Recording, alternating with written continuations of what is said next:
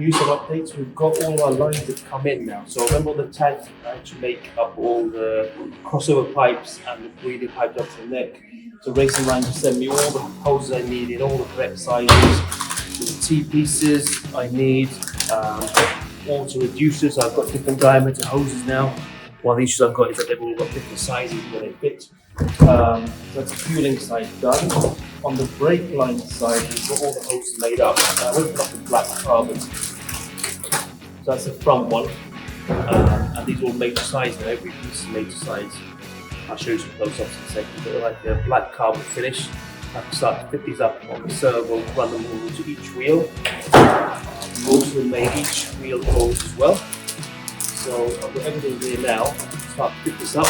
The last piece of carbon is the carbon brakes, and they're going to be arriving from the US today as well. And we can fit everything up and test it all, and move on to the next job. It's been really busy with the subframe, so that's now all strengthened and finished. So that notch I cut out with the angle grinder is welded that up. That's complete. That's now got the V in it for the rack, and that's all welded up. And then also what he's done is strengthen that leg, so there's actually structure inside, so that's not going to collapse. And because the original one had a nut and bolt, he's actually welded the nut inside, so we can just literally put bolts back in. And gone for a bigger diameter bolt as well. The original ones were quite small, so get that dressed up, painted, get the rack all assembled, get the gaiters on, and get that back in the car. So that's one of the jobs we'll be doing today. Well, I'm getting ready to put the fuel tank in, but one thing I don't like about the design, and apparently it's only the US model, not the UK ones, is this evaporator tank, like a breathing system that sits inside the cooling panel. And that's got a load of hoses. We've got 1, 2, 3, 4, 5 outputs there. That allows the tank to breathe for expansion, air coming in when the fuel's consumed, all the air going out, and vice versa. So it's quite a complex system, and I don't really like this thing. I think it's over-engineered, so I want to get rid of it. What that leaves me with slight problems. I've got obviously fuel out, I've got a fuel return which I need to use, and that will run on an external pump up that way, which is quite simple. Then I need one breather pipe, and that's pretty much it. So this has got one output here, one output at the back there, and then one output here on this side. Now, the fuel neck's also got a breather, so what I'm going to do, I think, is to close these two off, or loop them even if it's the same size hose, and then run that back into the neck, so it can circulate that way, and then tee from there into the one-way valve. And these valves are designed to allow air in, air out, but not fuel. And then we can have that venting out under the car for any fumes. So that's the design I'm going to make there, just to simplify all this and get rid of this huge thing. So things are a bit overkill really. So the next job will be to mock up all the pipe work, get the tank in and get that fitted. Right, so on the fuel tank I've got 5 outputs I showed you last time. So I've got one here and one here. So what I'm going to do is loop them. So they're different diameters, I've got the pipes made up. I've got my fuel out and my fuel in here. And then I've got that one breather at the top, which I'm going to run back up to the neck. There's an output there, and then tee into a breather valve. All 5 outputs dealt with. Keep to clean these up because some of them are a little bit dirty over the years. Just build up of rubbish on them. I mean that was quite clean, but just take all the loose clay, but rust off them, and they give them a good clean and get the pipes on. That's our fuel out, which needs size. Return's quite small, so I'll have a think about that. I mean, that's going to be fine. This should be okay. In there is our fuel sender with the 2 wires that connect there, and that's our fuel neck, which will go up to the car and connect to that pipe there. I've got quite a few holes here, up there, and up there as well. So I'm not going to use all of those, so I can put grommets in from the top afterwards.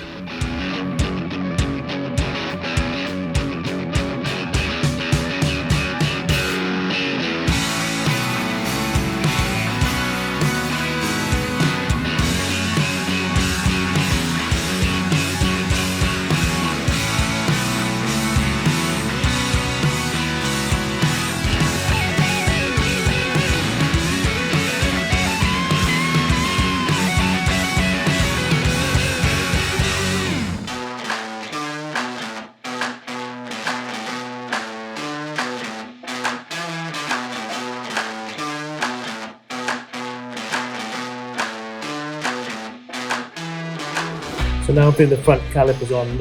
I put the discs on, hubs are back on. I want to cut a recess in the plates for the adapter brackets for the calipers. And one issue I've got is these threads are full of paint. So one trick is to put some wire on a drill, and that will just clean them out. So that will remove all the paint built up on the thread. And then I can get on the adapters first. So I'll go on, I'll get them tightened up. The issue I've got here is tighten them up. The bolts go all the way in, but there's space there. Nothing is ever that straightforward, is it? We've had so many issues with these front brakes. Firstly, I think I ordered the wrong ones. I ordered the 280Z, so they wouldn't fit. So I'm going to send them off again. And the discs are also different than 280. The 240 converged got bigger discs, so I have to wait for those to come in. And now we've got this issue, so let's see how we can resolve this. I think when I hold this through there, we'll see what the problem is. Yeah, if you can see that. So that much of the bolt is locking up against the hub. So it should be threaded further in, or should be using a shorter bolt. So I'm going to try and find something else to fix this problem with. I found some which are going to work. There's no collar that's going to stick out, and they'll tighten up all the way through.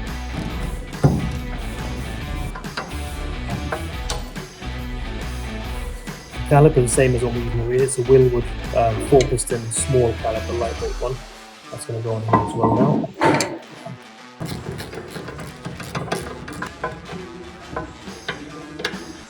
Watch out to this rubbing anywhere. Let's see how that looks. Awesome. The back plate's quite close to the disc. I'm just going to move that back just because it's about the same size. We'll clear that and we'll get a wheel on and see how it looks.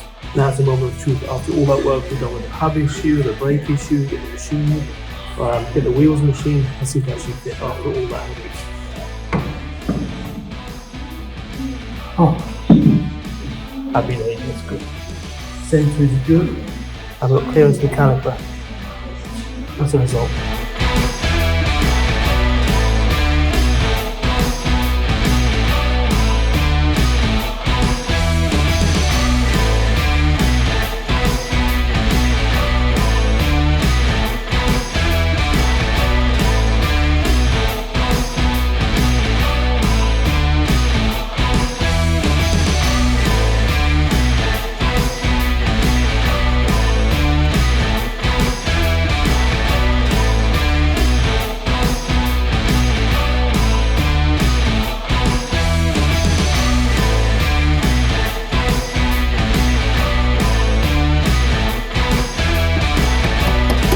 I'm just locking up the brake line, so I've got a T-piece there at the rear of the car, just above the axle, and then you've got a line going to each wheel up there, and then one to the other side as well, which is just sitting there for the minute.